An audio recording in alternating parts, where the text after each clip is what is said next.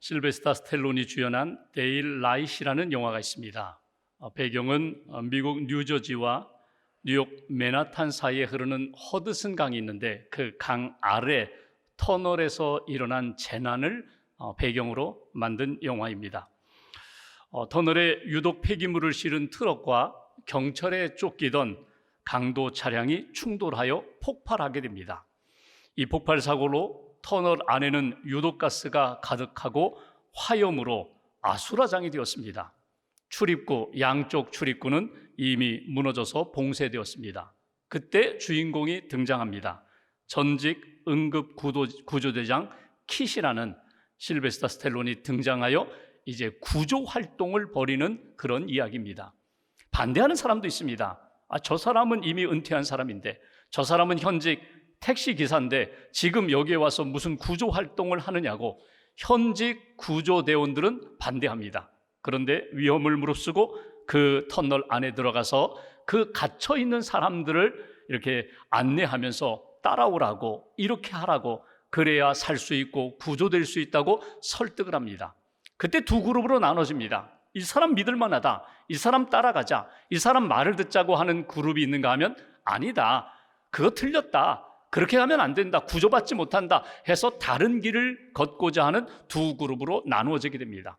결론은 그 영화의 마지막은 헐리우드 영화가 대부분 그런 것처럼 주인공 따라가서 결국 구조되고 모두 살아난다는, 살 수 있다는 그런 이야기가 그 영화의 줄거리입니다. 여러분, 인생을 살다 보면은 뜻하지 않은 사고를 만납니다. 원하지 않았던 재난을 겪게 됩니다. 그때 나는 누구를 찾는가, 누구를 따라가는가? 신앙생활도 다르지 않습니다. 여러분, 신앙생활 하면서 신앙생활의 핵심이 무엇입니까? 누구와 함께 살고 있는가, 누구를 믿고 있는가, 누구를 따라가고 있는가, 그것이 신앙생활의 중심이 된다는 것입니다. 여러분, 무엇을 많이 했느냐, 무엇을 하고 있느냐, 그거보다 더 중요한 것이 나는 누구냐, 나는 누구를 따라가느냐. 예수님을 따라가고 믿음의 주가 되시는 하나님을 따라가고 그 말씀을 따라가면 생명을 얻고 구원을 받고 천국의 백성으로 살아갈 수 있습니다. 반대로 세상을 따라가고 사단을 따라가고 유혹을 따라가면 결국은 지금은 편하고 넓은 길 같지만 결국 사막에 이르게 되는 지옥 가는 인생이 된다는 것입니다. 여러분 어떻습니까? 여러분이 지금 겪고 있는 고난, 재난은 무엇입니까? 여러분은 그 고난의 시간에 누구를 찾아가고 있습니까? 누구의 말을 따라가고 있습니까? 우리가 오늘 신명기 14장의 말씀을 보고 있습니다. 애굽에서 구원받았고 광야에서 40년 훈련받았습니다. 이제 가나안 땅에 들어가는 그 믿음의 세대들을 향하여 하나님께서 모세를 통하여 설교하십니다. 너희가 구원받았다, 훈련받았다, 이제는 가나안 땅에 들어가서 거룩한 백성답게 살아야 돼. 가나안에 있는 문화들, 가나안에 있는 이방 종교에 기웃거리지 말고 하나님의 말씀대로 거룩한 삶을 살아야 돼. 이렇게 강조하는 내용이 오늘 본문의 말씀입니다.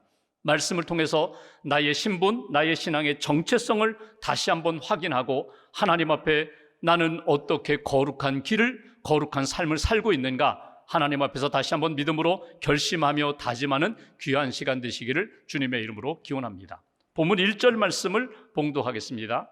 1절 함께 봉독합니다. 너희는 너희 하나님 여호와의 자녀이니 죽은 자를 위하여 자기 몸을 베지 말며 눈썹 사이 이마 위에 털을 밀지 말라. 아멘. 여기 1절에 제일 먼저 눈에 띄는 단어가 있는데 여호와의 자녀라는, 하나님의 자녀라는 그런 말입니다.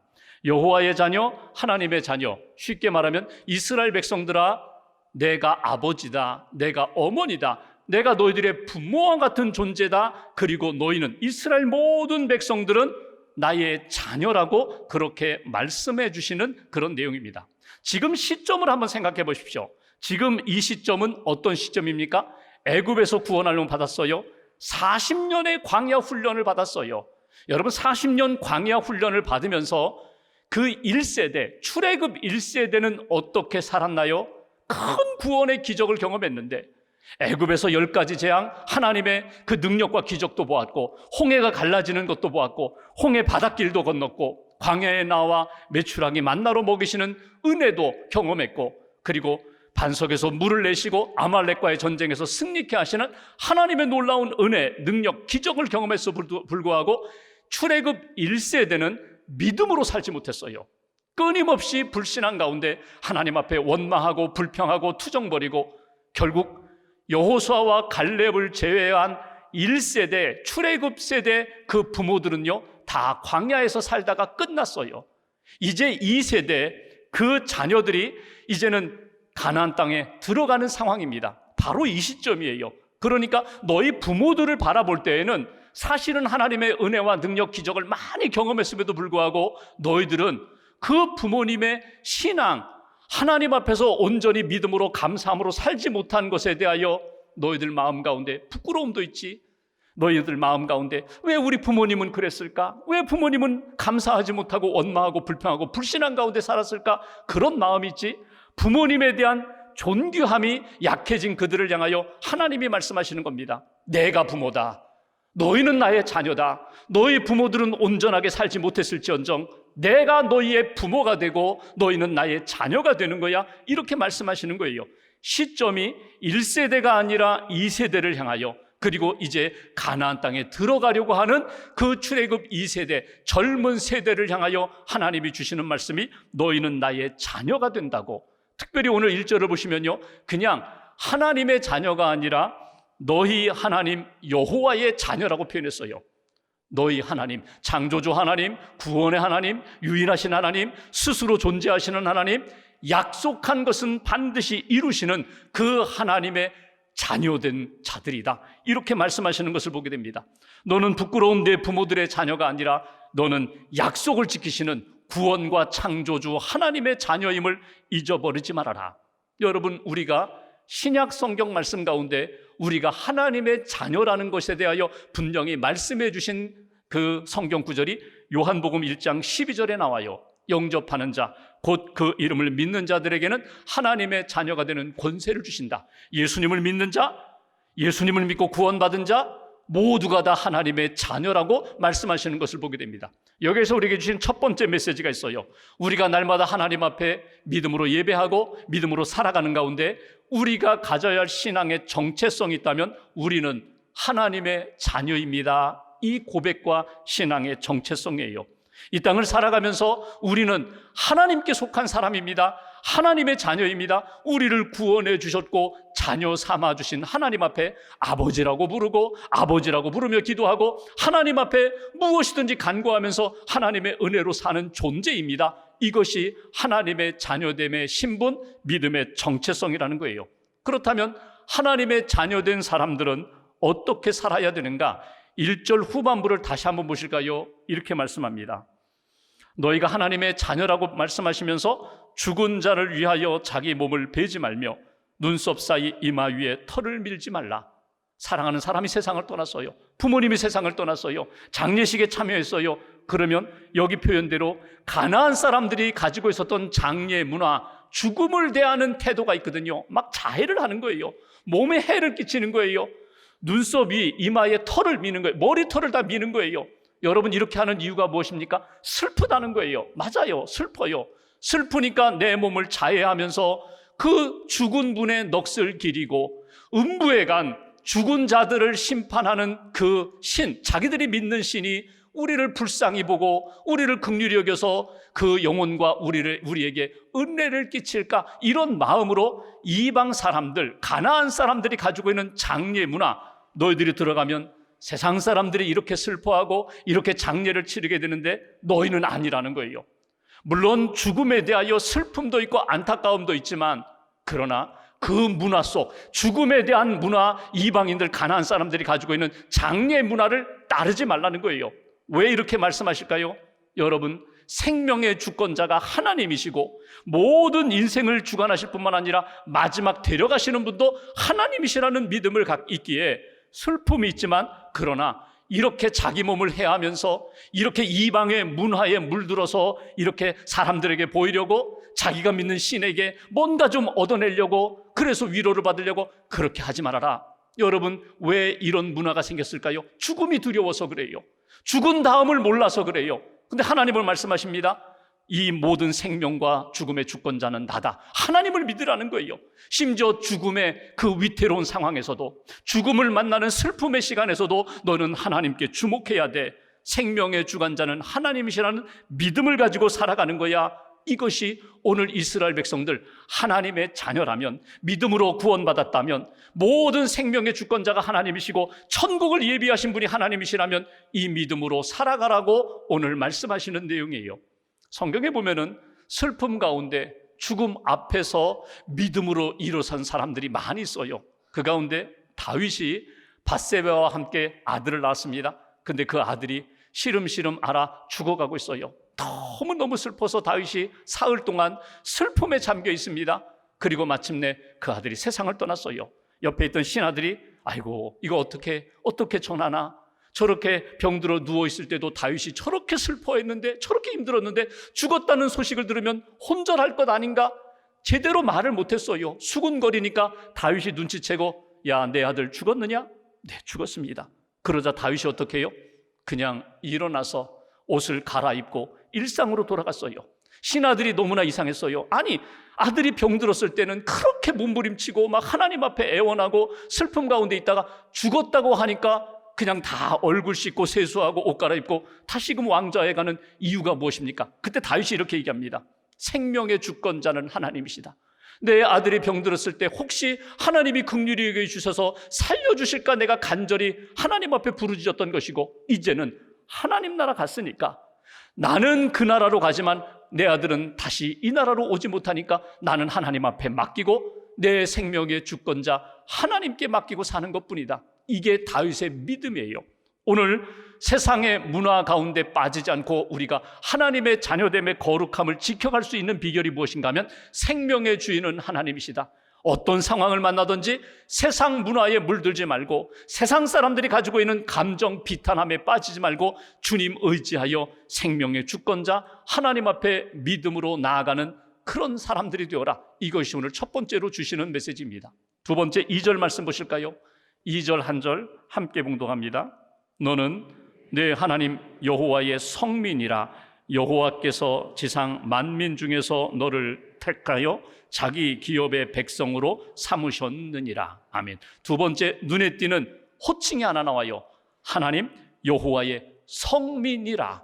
너희는 성민이라. 성민이 뭐예요? 거룩한 백성이라는 뜻이거든요. 근데 왜 거룩한 백성이 되었다고요? 하나님이 택하셨기 때문에, 선택하셨기 때문에, 선택받았기 때문에 선민이고, 선택받아서 하나님이 구별하여 거룩하게 삼아 주셨기 때문에 성민이 되는 거예요. 선민, chosen people. 세상에 많은 나라 민족이 있는데 우리 아브라함의 후손을 하나님이 선택해 주셨어. 우리가 부족함과 연약함이 있는데도 불구하고 하나님은 우리를 구별하셔서 믿음의 백성, 믿음의 나라로 삼아주셨고 거룩한 백성으로 삼아주셨어. 이게 성민이에요. 여러분 이스라엘 백성의 역사를 보실까요? 여러분 그들이 정말 거룩한 백성답게 살았나요? 태어날 때부터, 태어나 보니까 귀족이에요. 태어나 보니까 아주 거룩한 제사장이에요. 태어나 보니까 하나님 앞에 흠이 없어요. 여러분 그럴 수 있나요? 아니에요. 이스라엘 백성들, 지금 가나안에 들어가는 백성들 광야에서 태어난 사람들입니다. 태어나면서부터 거룩한 사람들 아니에요. 도덕적으로 하나님의 말씀을 지키고 하나님 앞에 죄짓지 않고 그렇게 살아온 사람들인가요? 아니에요. 넘어질 때도 많았고 흔들릴 때도 많았어요. 도덕적으로도 흠결이 많은 사람들이에요. 일상생활 가운데 순결한 백성이었나요? 아니에요. 그럼에도 불구하고 하나님이 너희는 나의 성민이라고 말씀하세요. 이유가 무엇입니까? 은혜예요. 오직 하나님의 은혜예요. 내게 나아오면, 믿음으로 나를 부르면, 믿음으로 예배하면, 제사 드리면 내가 다 용서한다, 내가 다시금 새롭게 세워준다. 이 약속의 말씀 하나만 믿고 은혜 가운데 살았기 때문에 너희는 나의 거룩한 백성이다. 하나님이 그렇게 말씀해 주시는 거예요.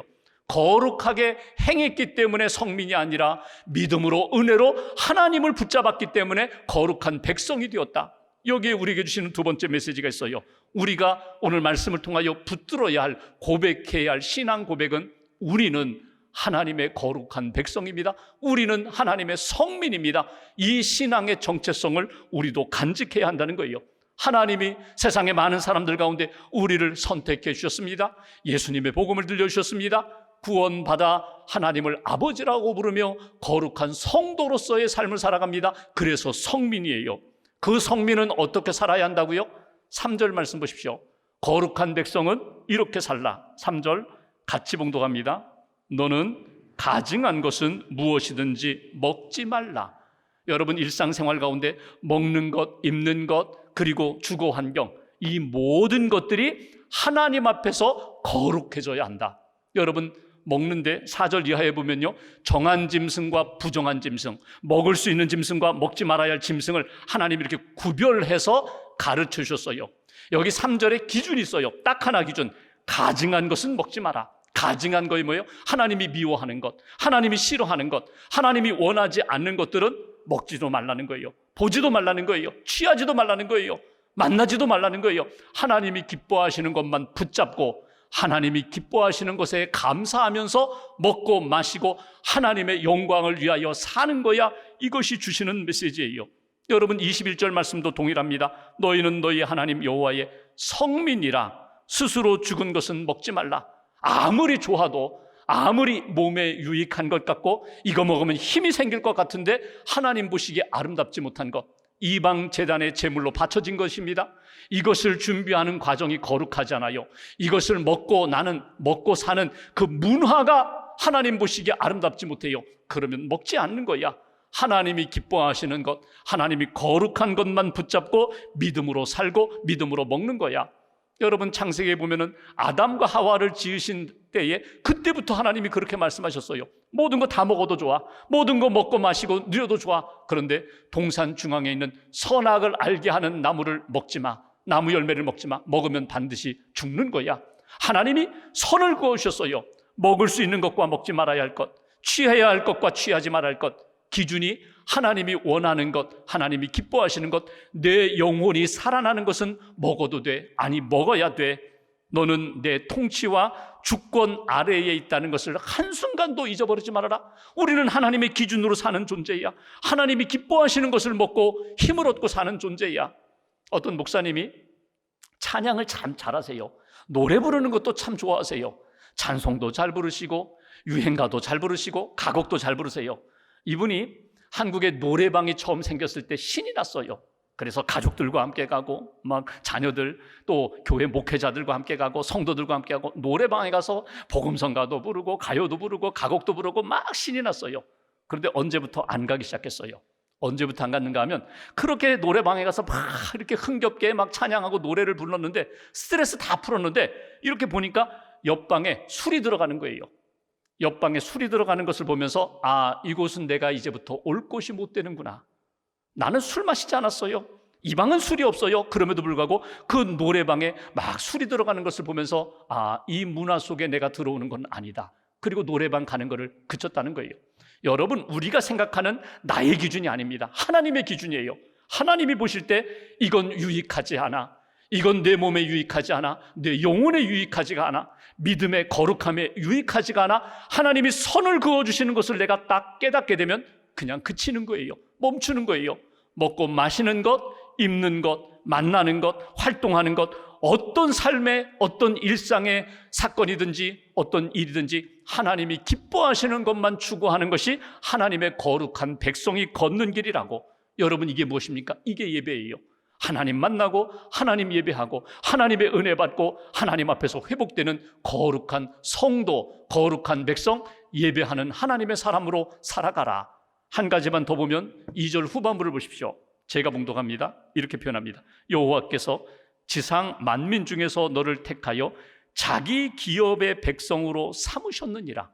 하나님의 기업, 너희는 나의 기업이라고 말씀하세요. 여러분, 기업이라고 하니까 우리는 자꾸 비즈니스를 생각하는데, 사업을 생각하는데, 여러분, 기업이라는 것은 하나님의 소유물이라는 뜻입니다. 하나님의 보배와 같은 존재라는 거예요. 하나님이 가장 아끼고 귀하게 여기는 그런 인생, 그런 가정, 그런 민족, 너희는 나의 기업이다. 이게 하나님이 이스라엘 백성들에게 주신 말씀이에요.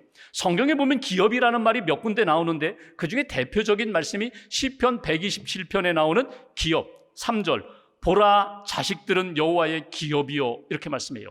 우리 자녀들이 하나님의 기업이라는 거예요. 하나님의 소유물이라는 거예요. 근데 우리는 이 말씀을 읽으면서 이렇게 의역을 하고 이렇게 해석합니다. 우리 자식은 하나님이 나에게 주신 기업.